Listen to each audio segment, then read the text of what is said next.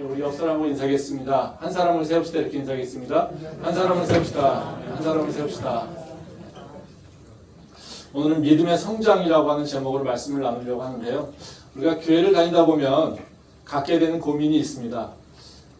나는 왜 믿음이 성장하지 않을까? 내 믿음 왜 계속해서 정체하고 있는 걸까? 이 믿음이 좀 이렇게 나한테 만족스럽지 않은데 이걸 좀 어떻게 변화시키고 싶은데 잘 안 된다라는 거죠. 이런 고민을 하고 있다라면 되게 긍정적인 상태라고 생각하시면 됩니다. 문제는 이런 고민을 안 하는 게 문제인 거죠. 근데 어쨌든 우리가 믿음에 대해서 생각을 할 때 항상 내 믿음이 성장하기를 기대하고 성장하기를 원하는데 그게 잘 이루어지지 않는 것 같다는 거죠. 더 믿음에 있는 사람, 믿음의 사람으로 살아서 더 하나님의 은혜를 더 충만하게 누리고 더 하나님의 바로 그 능력으로 세상을 이길 수 있기를 원하는데 그게 잘 되지 않는다는 겁니다. 근데 이제 우리가 믿음의 성장하기를 원하는데 사실은 우리가 믿음의 성장이 안 하는 것도 아니고요. 사실 성장하고 있습니다. 그런데 우리는 믿음의 성장과 관련돼 있어서는 사실은 우리가 믿음이 성장한다는 것 자체를 잘 이해를 잘 못한다는 거죠.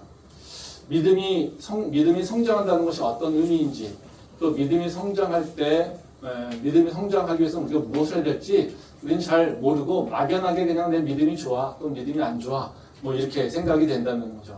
왜냐하면 우리가 믿음이라고 하는 것을 가질 때 첫 번째로 갖는 생각이 뭐냐면요, 믿어 안 믿어 이 두 가지 생각합니다. 왜냐하면 우리가 구원받는 게 뭡니까? 믿느냐 안 믿느냐 이거잖아요. 그렇죠? 그러니까 믿느냐 안 믿느냐를 따지니까 나는 믿었는데 그럼 더 이상 뭐예요? 성장할 게 없는 거죠. 나 예수 믿고 구원받았어. 그럼 끝. 그렇죠? 여기서 멈춰 있으면은 문제 있는 거죠. 성경을 잘 모른다라는 겁니다. 근데 우리는 믿음이라고 하는 것은 구원받는 것뿐만 아니라 우리는 믿음을 통해서 하나님의 나라의 백성으로의 삶을 살아가게 된다는 거예요.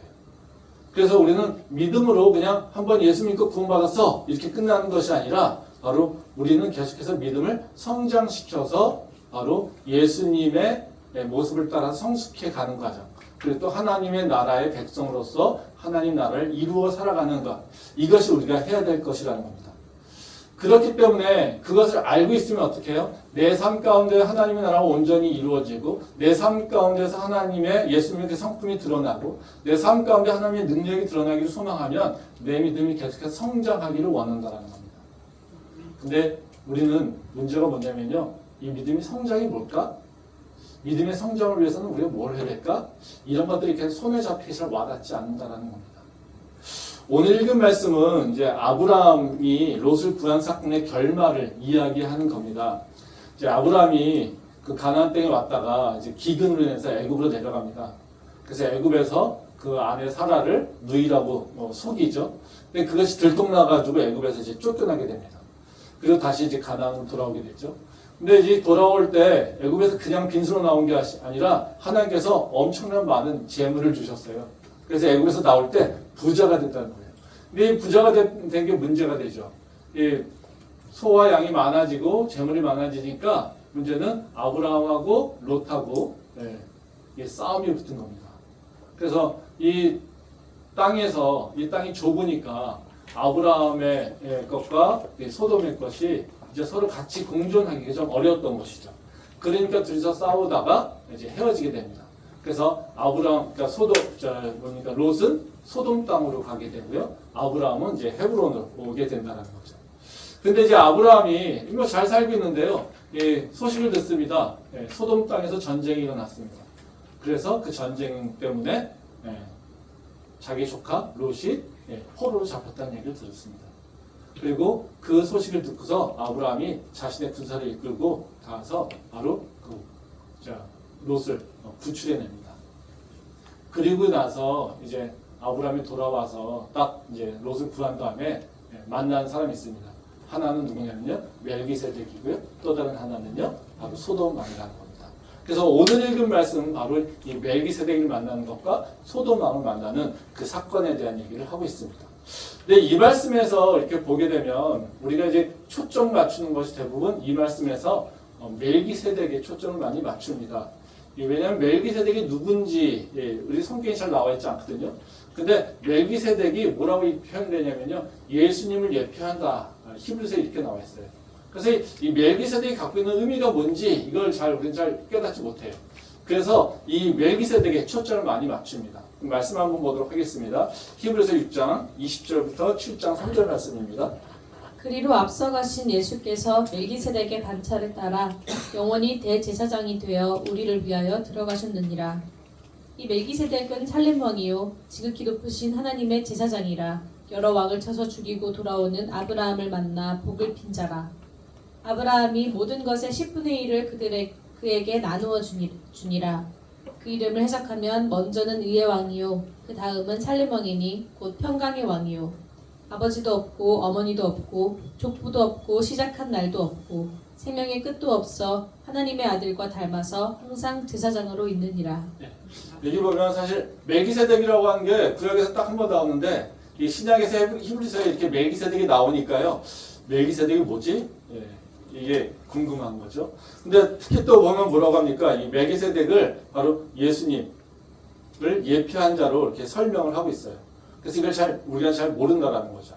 그러니까 이것은 멜기세덱이 누구냐라고 하는 것도 중요한보다 예수님이 누구냐를 설명하기 위해서 멜기세덱을 비유로 설명하고 있는 거예요. 그러니까 이 멜기세덱은 그러니까 예수님의 그 중요한 정체성 중에 하나가 제사장이죠. 즉 제사장이라고 하는 것은 하나님과 우리의 사이를 연결해 주고 있는 거죠. 그리고 제사장은 우리의 죄를 위해서 제물을 드리고 또 희생양이 되는, 희생을 하는 그런 역할을 하는 게 바로 제사장입니다. 근데 우리 제사장 하면 누구 생각납니까?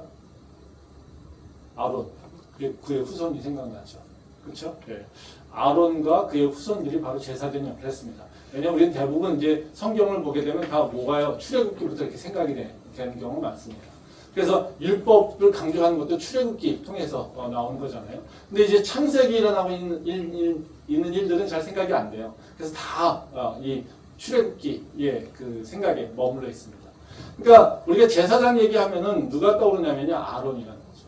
근데 예수님이 제사장?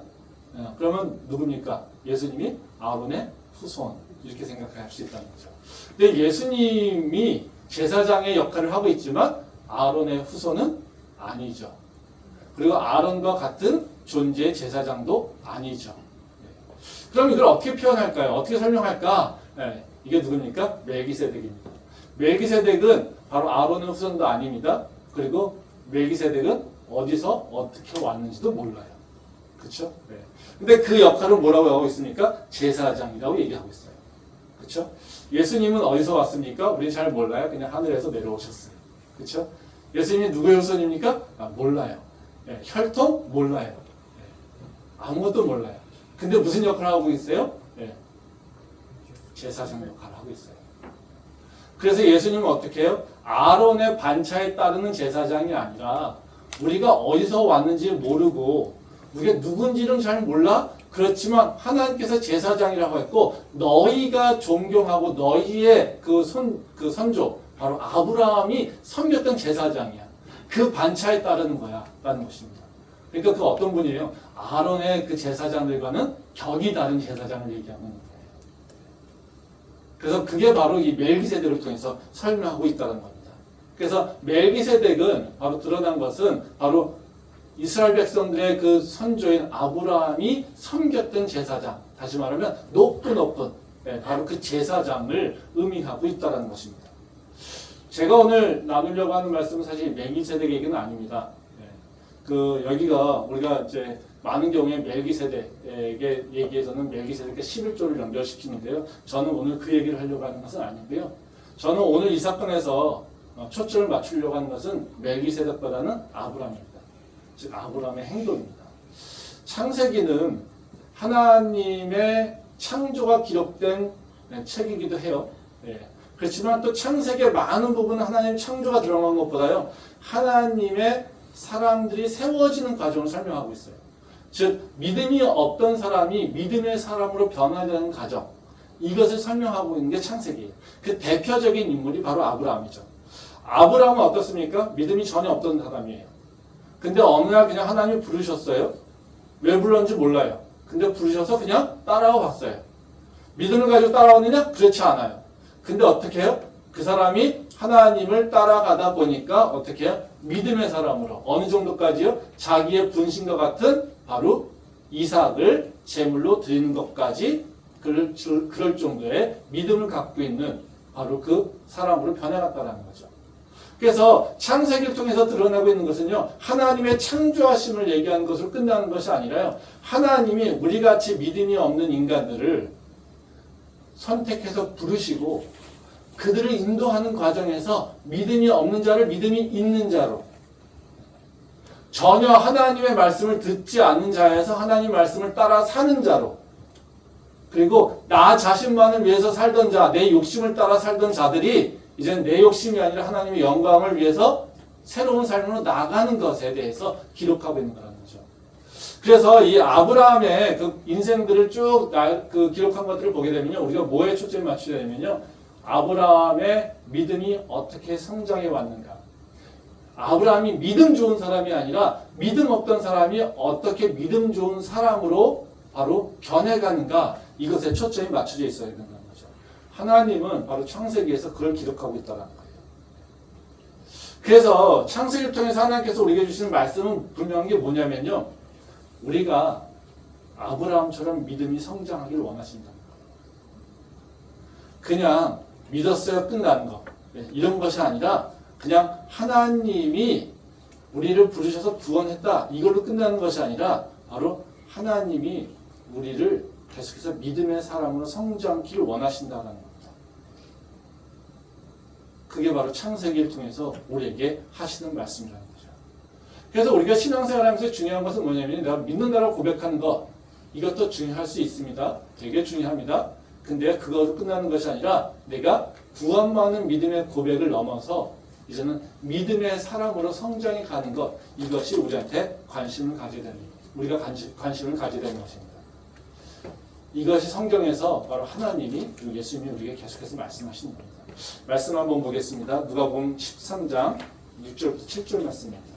이에 비유로 말씀하시되 한 사람이 포도원에 무화과 나무를 심은 것이 있더니 와서 그 열매를 구하였으나 얻지 못한지라. 포도원 지기에게 이르되 내가 3년을 와서 이 무화과 나무에서 열매를 구하되 얻지 못하니 찍어 버리라.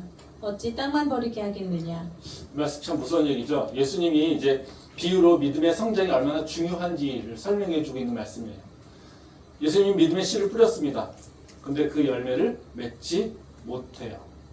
그럼 어떻게 해요? 그것은 찍어버리는 것과 똑같은 일을 하신다는 거죠. 이건 우리 찍어버린다라고 하는 표현보다요, 사실 우리한테 뭘 기대하시는 거예요?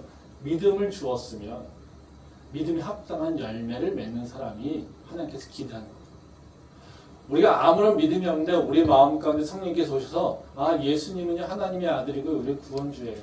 아, 내가 예수님을 통해서 구원받았어요 라고 하는 고백, 그 믿음을 갖게 됐어요. 그럼 우리는 어떻게 해요?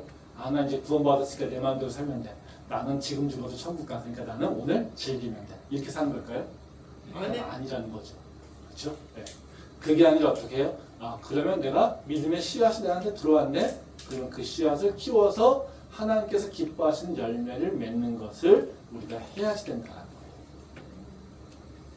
거예요. 그러기 위해서는 우리가 어떻게 해요? 믿음이 성장해야지 된다는 거죠. 그래서 믿음은 머물러 있는 것이 아니라 믿음은 매일같이 성장하는 그 과정을 거쳐야 된다는 것입니다. 그래서 제가 오늘 나누려고 하는 말씀은 어떤 거냐면요, 다른 것이 아니라 아브라함의 그 성장하는 모습을 통해서 우리가 믿음이 성장하는 것을 어떻게 평가할 수 있을까? 지금 내가 믿음이 성장하고 있는가? 이거에 대한 의구심이 있는데, 나는 지금 믿음이 성장하고 있는가? 이걸 어떻게 평가할 수 있을까라고 하는 부분 생각을 좀 해보려고 하고요.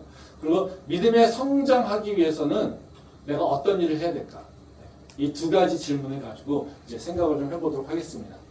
이제 첫 번째요, 우리가 믿음이 성장할 때 내가 믿음이 성장하고 있을까? 지금 나는 믿음의 성장인가 아니면 믿음이 지금 정책인가? 이것이 되게 판단하는 게 중요한 거잖아요. 그래서 믿음을 내가 지금 믿음의 성장이 일어나고 있는가라고 하는 것을 평가할 수 있는 그 현상이 있습니다.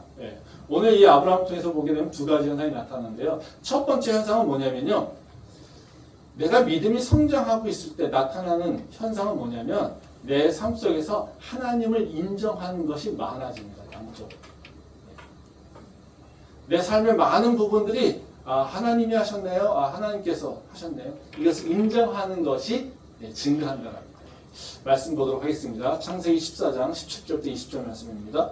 아브라함이 그돌라오멜과 그와 함께한 왕들을 쳐부수고 돌아올 때에 소돔 왕이 사회 골짜기 곧 왕의 골짜기로 나와 그를 영접하였고 살렘 왕 멜기세덱이 떡과 포도주를 가지고 나왔으니 그는 지극히 높으신 하나님의 제사장이었더라.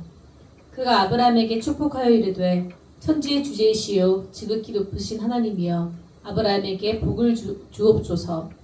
너희 대적을 내 손에 붙이신 지극히 높으신 하나님을 찬송할지로다 하매 아브라함이 그 얻은 것에서 10분의 1을 멜기세덱에게 주었더라. 이 말씀 이제 아브라함이 전쟁에서 이기고 돌아와서 있는데 멜기세덱이 나타나서 멜기세덱을 만났습니다. 그리고 멜기세덱이 어떻게 해요? 떡과 포도주를 가지고 나와서 아브라함을 축복합니다. 그러니까 아브라함이 어떻게 해요?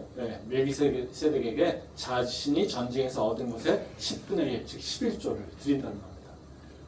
이 11조 설교할 때마다 이 본문을 많이 얘기합니다. 그래서 11조를 설명, 열심히 드려야 된다, 이런 얘기를 하는데 제가 드리려고 하는 말씀은 그 말씀은 아닙니다. 근데 여기서 우리가 주목하는 것은 11조를 드려야 된다는 것이 아니라요. 아브라함이 지금 하고 있는 일이 뭐냐는 겁니다.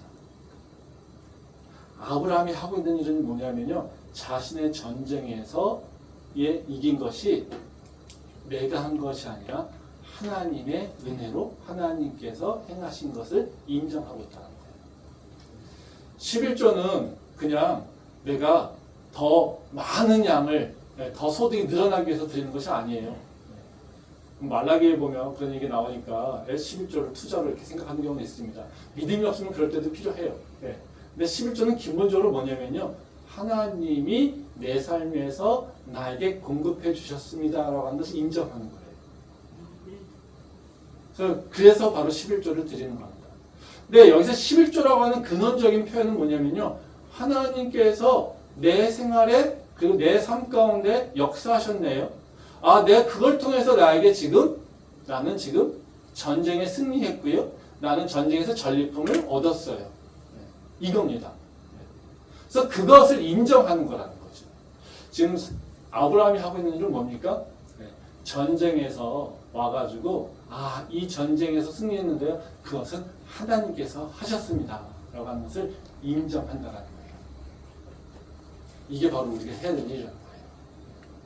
말씀 한번 더 보도록 하겠습니다. 고린도전서 15장 9절부터 10절 말씀입니다. 나는 사도 중에 가장 작은 자라. 나는 하나님의 교회를 박해하였으므로 사도라 칭함받기를 감당하지 못할 자니라. 그러나 내가 나된 것은 하나님의 은혜로 된 것이니 내게 주신 그의 은혜가 헛되지 아니하여 내가 모든 사도보다 더 많이 수고하였으나 내가 한 것이 아니요 오직 나와 함께 하신 하나님의 은혜로라. 이 말씀은 우리가 잘 알고 있는 이제 사도 바울의 고백입니다. 사도 바울이 자기의 사도성에 대한 얘기를 하고 있죠. 근데 자기가 사도로서 충분하지 않아. 난 정말 부족한 존재야. 근데 사도 바울은 어떤 사람입니까 지금? 사도로서 너무 훌륭한 사람이죠. 자기의 인생은 전부 다 드려서 사도로서 또 예수 그리스도의 복음을 전하는데 자기의 인생을 바친 사람이에요. 근데 지금 사도 바울이 뭐라고 합니까? 나 사도로서 정말 부족해. 이겁니다. 그래서 뭐라고 합니까? 내가 지금 나이가 사도로서 지금 이렇게 살고 있는 거 이거 다 내가 잘해서가 아니라 하나님의 은혜야. 지금 내 모습이 된 거 다 하나님의 은혜야. 이렇게 얘기해봤어요. 그리고 뭐요? 어디까지요? 내가 그 은혜를 갖기 위해서 지금도 계속해서 열심히 수고하고 있어. 이겁니다. 지금 사도 바울이 하고 있는 일은 뭡니까? 내 삶의 모든 것이 하나님께서 행하신 거예요. 나는 그 하나님께서 행하신 것에 누를 끼치지 않기 위해서 나는 더 열심히 수고해. 나는 하나님께서 주신 은혜를 내가 알고 있기에 나는 더 수고해. 이겁니다. 지금 다시 말하면 뭡니까? 우리의 삶 가운데서 믿음이 좋은 사람들이 하고 있는 일들은 어떤 거냐면요. 내 삶에서 이루어지는 것들 가운데 하나님이 행하셨습니다라고 하는 걸 고백하고 있는 거예요. 그게 믿음이잖아요. 믿음의 성장은 우리가 두 가지 차원에서 평가할 수 있어요. 하나는 양적 평가가 있고요, 질적 평가가 있을 수 있어요. 문제 양적 평가가 어찌 보면 성장이라고 하는 말과 어울립니다. 근데 이 양적 평가라고 하는 건 뭐냐면요, 내가 하나님과의 관계 속에서 하는 일들이 많아지는 거예요.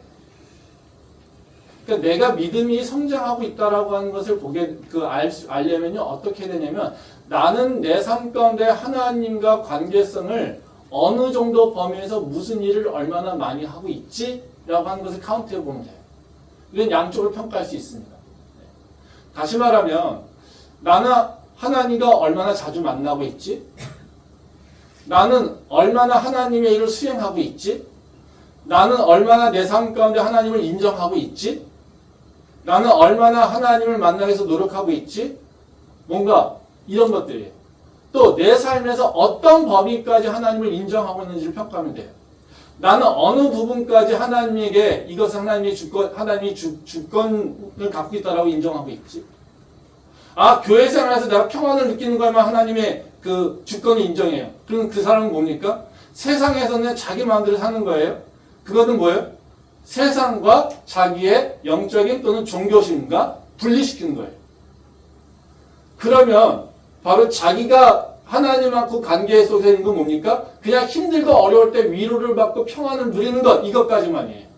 그리고 세상에서는 어떻게 해요? 세상에서는 세상의 권력대로 세상의 방식대로 살아가는 거예요. 이것을 하면 어떤 겁니까? 굉장히 아주 작은 또는 어쩌면 기초적인 그런 믿음의 관계를 갖고 있는 거예요. 또 어떤 사람은요, 그냥 선한 일, 말씀을 잘 지키면 돼. 요거만 생각하는 사람들이 있어요. 난 잘 몰라. 어떻게 사는지 무슨 생각을 하는지 몰라. 근데 나는 그냥 율법 지키면 돼. 내가 알고 있는 율법은 주일 성수야. 난 주일 성수하는 걸로 나는 모든 것이 다 만족됐다고 생각해. 이 사람은 어떤 사람입니까? 하나님과 관계에서 일어나는 건 뭡니까? 일요일날 와서 예배 드리는 것, 이걸로 끝나는 거예요. 근데 믿음은요, 지금 아브라함이나 지금 또 이 사도 바울이 보여준 건 뭡니까? 세상에 나가서 내가 롯을 구했어. 와, 이거 하나님의 은혜예요. 내가 지금 사도로서 정말 부족한데요. 나를 통해서 하나님께서 바로 전도하게 하셨어요. 이게 하나님의 은혜예요. 그쵸? 이게 틀려지는 거죠. 즉, 내가 얼마나 자주 또는 얼마나 많이 하나님과의 관계 속에서 일을 하고 있는가. 또 내 삶이 어떤 범위까지 하나님의 주권을 인정하며 살아가고 있는가. 이것을 보면 내가 지금 얼마나 어느 정도의 믿음을 갖고 있는지를 볼 수 있어요. 그리고 내가 살아가면서 그것이 좀 이렇게 커졌어요. 예를 들어서 나는 맨날 주일만 딱 와서 예배 드리고 갔어요. 예배 딱 드리고 그냥 예배 끝나면 주연당을 쳐서 이렇게 가게 됐어요. 그러면 그 상태에 있다가 기도를 좀 해야 될 것 같은데, 그래서 자기 전에 기도를 시작했어요. 그럼 어떻게 해요? 내 삶에서 뭔가 성장이 일어나고 있는 거예요. 주일날 예배하는 걸로만 내가 영적으로 좀 부족해. 난 금요 기도에서 기도를 해봐야겠네. 금요 기도를 놨어요. 영적 믿음의 성장이 일어나고 있는 거예요. 내 삶 가운데 이제 나는 평소에 기도를 잘 안 했는데, 내 삶에 이제 시작할 때 하나님께 이걸 맡겨야 돼. 내 삶을 시작할 때, 하루를 시작할 때 내가 하나님께 기도하기 시작했어요. 그거는 믿음의 성장을 이루고 있는 거예요. 그러니까 내가 그런 횟수가 늘어나고 있는지를 스스로 평가를 해봐야 되는 거예요. 또 내 입에서 하나님께서 하셨습니다. 하나님, 이건 하나님께서 해주셔야 돼요. 이런 얘기들이 더 많아지면 어떻게 해요?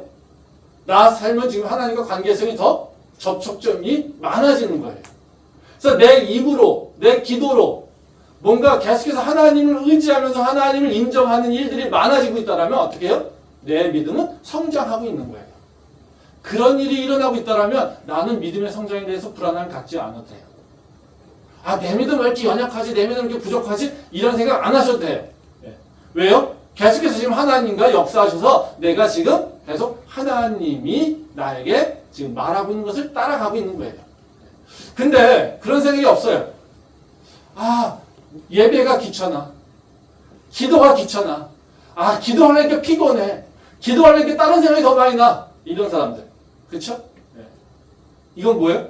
믿음이 어떻게 될까요? 수축되는 거예요. 위험한 거죠. 위험한 상황이에요.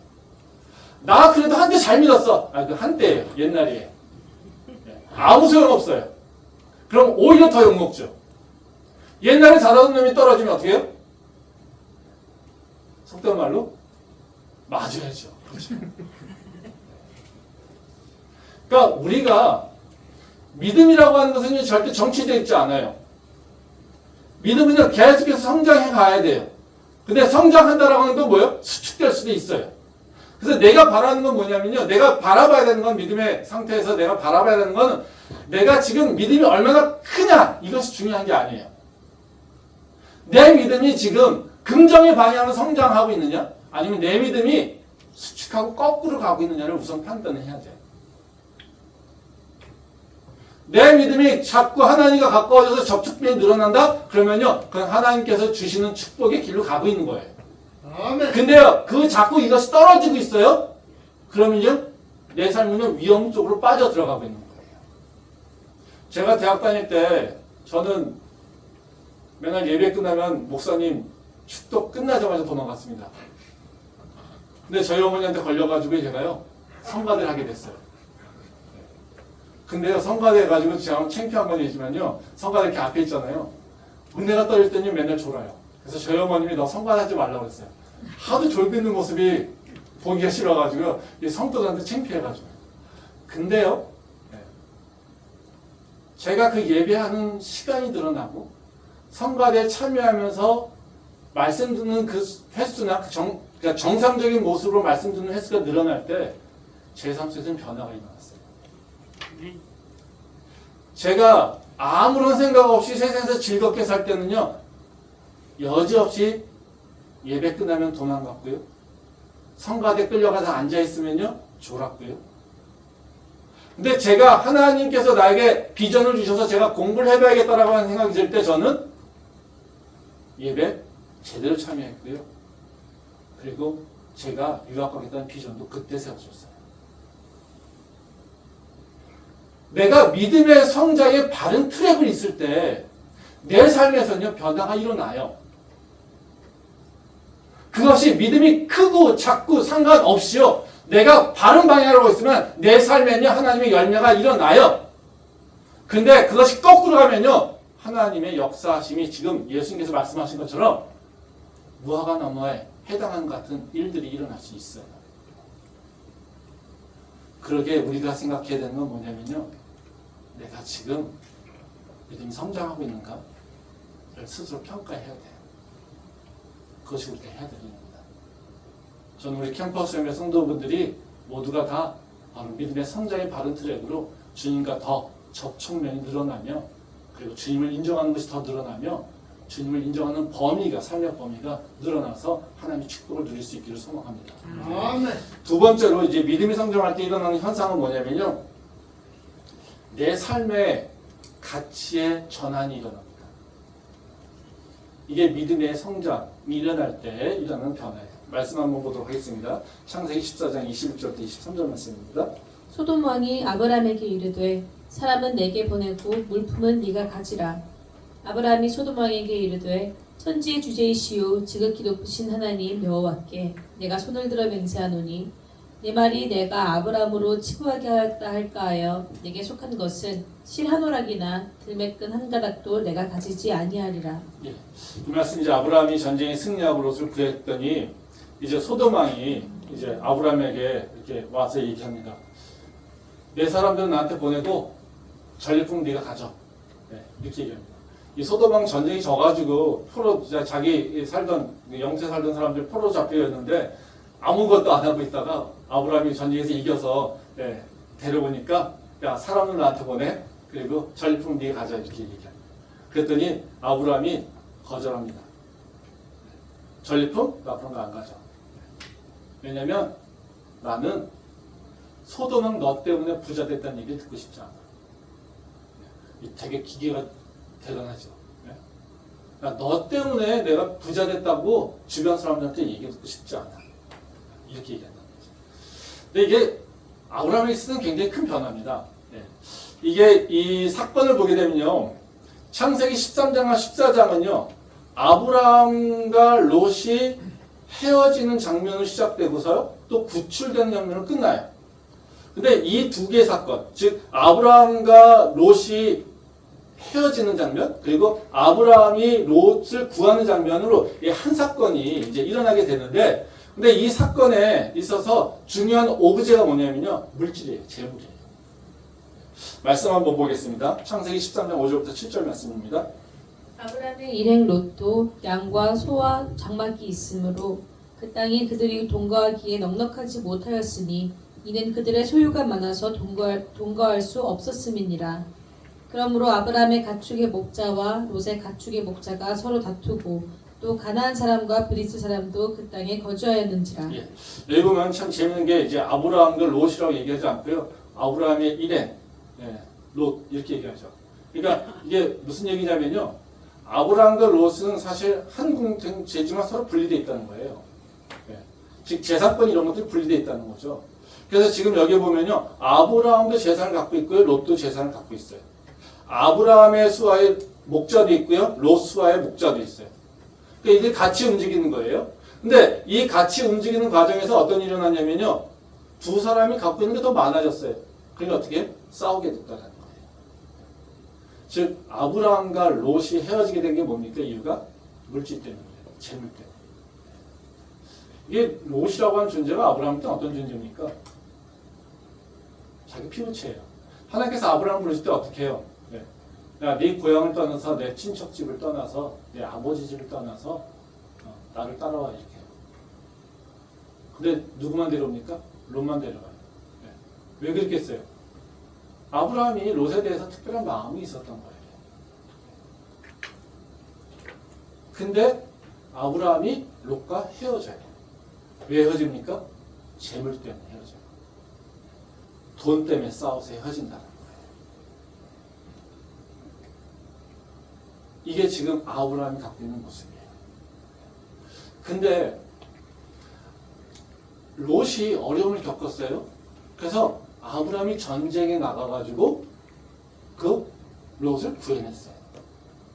그랬더니 갖고 온 게 뭡니까? 전리품이에요. 그래서 뭐라고 해요? 소돔왕이 야 사람은 보내. 즉 롯은 나한테 보내. 누군요? 재물은 네가 가져야 거예요. 그랬더니 지금 뭘 얘기하고 있어요? 아브라함이. 재물 안 가져. 이렇게 얘기해요. 왜 안 갔습니까?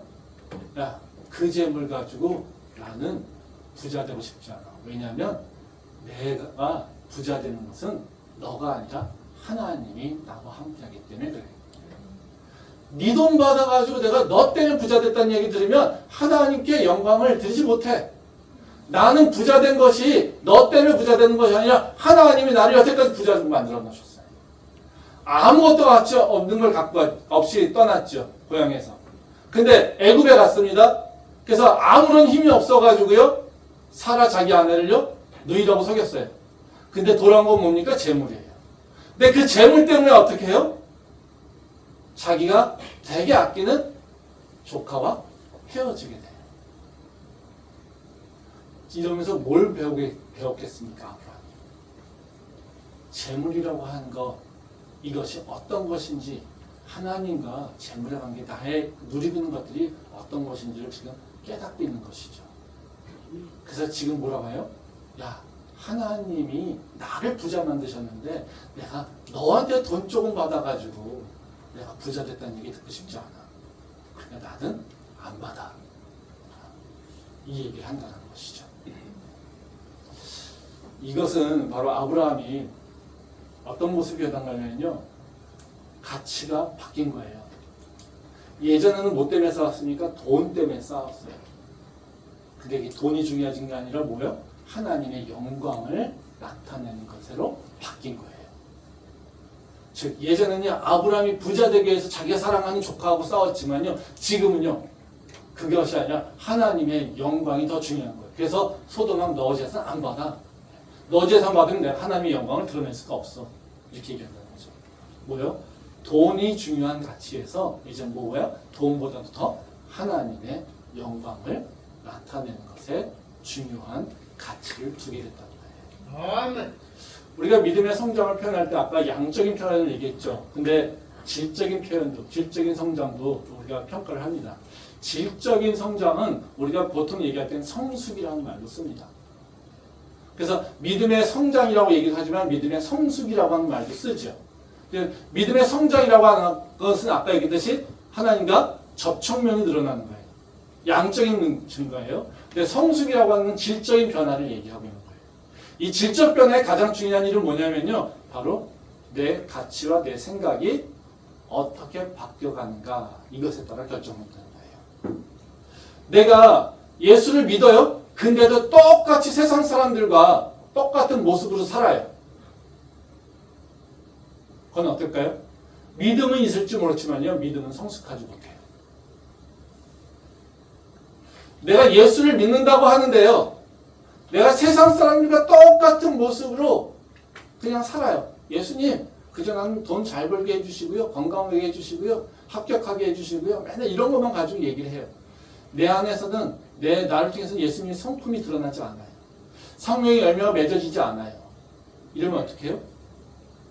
이거는 믿음이 있어서 간절히 기도하는 것, 그 능력은 있을지 몰라요. 근데 어떻게 해요? 예수 그리스도의 향기를 드러내지는 못해요. 이건 성숙하지 못한 자죠. 대부분이 성숙하지 못할 때 어떻습니까? 어려움이 오면 무너지죠. 질적 변화가 일어나지 않으면 양적인 것이 늘어난다 하더라도 절대로 세상을 이기는 능력으로 바뀌지 않습니다. 그러기에 내가 양적인 변화뿐만 아니라요. 내가 질적인 변화도 느껴봐야지 돼요.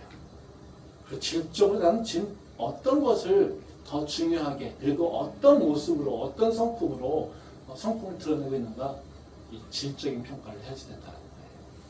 그래서 우리는 믿음의 성장이 있는지 없는지를 두 가지 차원에서 양적인 부분과 질적인 부분을 내 삶을 자꾸 돌아봐야 돼. 그리고 그것이 막혀있는 것들에 대해서 기도하면서 하나님 앞에 회개해야 된다는 거예요. 그러면 문제는 뭡니까? 평가가 좋아요. 그렇지만 평가하는 것도 중요하지만 평가를 하는 이유는 뭡니까? 변화하기 위해서 하는 거 아닙니까? 우리의 목적은 뭐예요? 내가 어때? 이렇게 얘기하는 것이 중요한 것이 아니라 내가 지금 이 모습인데 새로운 모습으로 나가길 원해. 이거잖아요. 그렇죠? 우리가 어떻게 성장을 이룰 수 있을까요? 이게 우리한테 정말 중요한 문제죠. 어떻게 이룰 수 있을까요? 하나님과 만나고 하는 과정 가운데 우리가 성장이라고 하는 것은요. 매일같이 조금씩 늘어나는 건 아닙니다. 대부분 성장이라고 하는 것은요. 어떤 거예요? 단면의 전환이 일어나요. 즉 계단으로 치면 그렇게 쭉 그냥 이제 성장하는 그 그래프가 이렇게 그냥 완만하게 올라가는 게 아니라 대부분 모든 성장은요. 다 이렇게 계단식으로 올라가요. 그래서 아무런 변화가 없는 것 같은데 점프하고 또 아무런 변화가 없는데 또 점프하고 우리 학생들 토익 점수 매일같이 시험 볼 때마다 올라가요? 그렇게 올라가지 않아요. 학점 공부 좀 열심히 한다고 올라가요? 그렇게 막 확 올라가지 않아요. 근데 어느 순간 내가 공부하다 보면요 쭉쭉 올라가는 것을 느끼게 되는 거죠. 믿음도 그래요. 근데 좀 그 믿음이 이렇게 올라가는 텀이 어떤 거냐라는 거죠. 그 텀은 어느 거냐면요. 바로 삶의 어려운 환경 가운데 있을 때 하나님과 새로운 만남이 일어날 때 우리의 믿음은 변화가 일어납니다. 말씀 보도록 하겠습니다. 창세기 13장 14절과 18절입니다. 롯이 아브람을 떠난 후에 여호와께서 아브람에게 이르시되 너는 눈을 들어 너 있는 곳에서 북쪽과 남쪽 그리고 동쪽과 서쪽을 바라보라. 보이는 땅을 내가 너와 네 자손에게 주리니 영원히 이루리라. 내가 네 자손의 땅이 티끌같이 하리니 사람이 땅의 티끌을 능히 셀 수 있을진데 네 자손도 세리라. 너는 일어나 그 땅을 종과 행으로 두루 다녀보라. 내가 그것을 내게 주리라. 이에 아브람이 장막을 옮겨 헤브론에 있는 마므레 상수리 수풀에 이르러 거주하며 거기서 여호와를 위하여 제단을 쌓았더라. 이 말씀은 이제 아브라함도 롯이 이제 재산 때문에 이제 싸워서 이제 헤어집니다. 그 이후에 이제 하나님께서 아브라함에 나타나세요. 그리고 이렇게 약속하세요. 야, 북쪽을 봐. 저 남쪽을 봐. 야, 저 동쪽을 봐. 저 서쪽을 봐. 너 보이는 거 내가 다 줄게. 이거예요. 또, 야, 걸어 다녀봐. 네 발로 가. 그럼 내가 그 땅 다 줄게. 이런 얘기예요. 이 얘기를 듣고 이제 아브라함이 장막을 옮기고 여호와께 제단을 쌓는다라고 하는 얘기입니다. 근데 이 상황이 어떤 상황이냐면요. 이게 참 재밌는 상황입니다. 지금 이 하나님께서 왜 나타나셨을까요? 아브라함 상태를 보면 돼요. 아브라함은 지금 어떤 모습이겠어요? 마음이. 롯하고 헤어진 상태에서 쓸쓸하겠죠. 근데 기분 좋을까요? 아니 기쁠까요? 싸움이 끝났으니까? 아니 그렇지 않죠. 전혀 그렇지 않아요. 아마 롯한테 느끼는 거는요. 어떤 마음이겠습니까? 한편에서는 배신감. 한편에서는 어떻게 해요? 자기가 잘못한 것 같은 미안한 마음. 아니면 내가 선택을 잘못했나라는 후회심? 이런 걸 거예요. 배신감은 어떤 마음이겠어요? 야, 저놈이 너 먼저 선택하니까 어떻게 해요? 좋은 땅 선택하잖아요. 그렇죠? 그 성경에 보면 뭐라고 표현하냐면요. 그때는 하나님께서 소돔을 멸하시면서 정말 좋은 땅이라고 얘기해요. 소돔. 그러니까 이 롯이 뭘 선택한 거예요? 자기 삼촌이 자기 데려왔는데 야 너가 먼저 선택했더니 삼촌 먼저 이렇게 얘기한 게 아니라 나 저 땅 줘요. 저 땅이 좋아 보여요. 그렇게 되는 거예요. 그러니까 속으로 어떻게 해요? 얼마나 이게 야 내가 너를 어떻게 생각했는데 내가 너를 위해서 얼마나 희생했는데 이런 생각 들지 않겠어요? 정말 아무 쓸모없어 이런 생각 들 거예요. 당연히. 근데 또 어떤 마음 들겠어요? 헤어지고 나니까 그놈 잘 살까? 걱정되고요. 내가 괜히 그놈한테 잘못한 거 아닐까? 내가 좀 더 참았으면 내가 걔랑 계속해서 살 수 있었을 텐데 이런 생각 들지 않았겠습니까? 아마 마음이 굉장히 공허하고 복잡한 마음이었을 거라는 거죠. 근데 하나님께서 오셔서 뭐라고 하십니까? 괜찮아. 너한테는 내가 있잖아요. 너한테는 내가 있잖아. 내가 땅 줄게.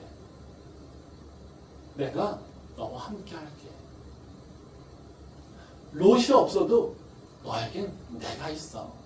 이것을 보여주는 게 바로 이거예요. 이 만남을 통해서 아브라함이 새로운 삶으로 나갑니다. 이 만남이 없었다면요. 롯이 포로로 잡혔다고 얘기할 때 아브라함이 롯을 구하러 못 갔을지도 몰라요. 상상이지만.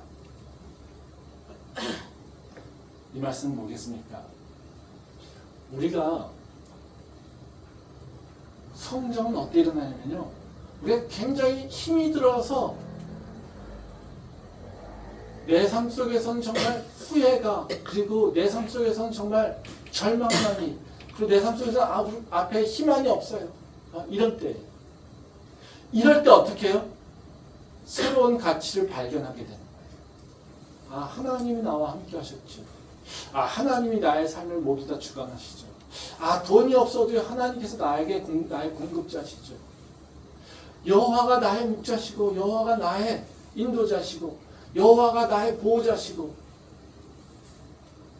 여호와가 나를 인도하시는 진정한 나의 주인이신 것을 고백하게 될 때 우리 삶에는요 환경을 넘어서 하나님을 다시 볼 수 있게 되는 거예요. 그때 우리 삶은 새로운 삶으로 나가게 되는 겁니다. 하나님과 새로운 관계를 맺게 된다는 거죠. 우리가 성장이라고 하는 것은요, 내 삶 가운데서 하나님의 가치를 다시 봐야 돼요. 그리고 하나님과 새로운 만남이 일어나야 되는 거예요. 지금 이 아브라함의 경우는 어떻습니까? 하나님과 독대하는 시간이 늘어난 거예요. 하나님의 만남으로써 그 삶의 가치의 변화가 일어난 거예요. 이게 바로 우리를 성장으로 이끈다는 거예요. 내가 살아가면서 맨날 지금 상황에서 똑같은 모습으로 하나님 그냥 해주세요. 안 하시면 말고요 뭐. 기도해야 되는데 지금 피곤해요.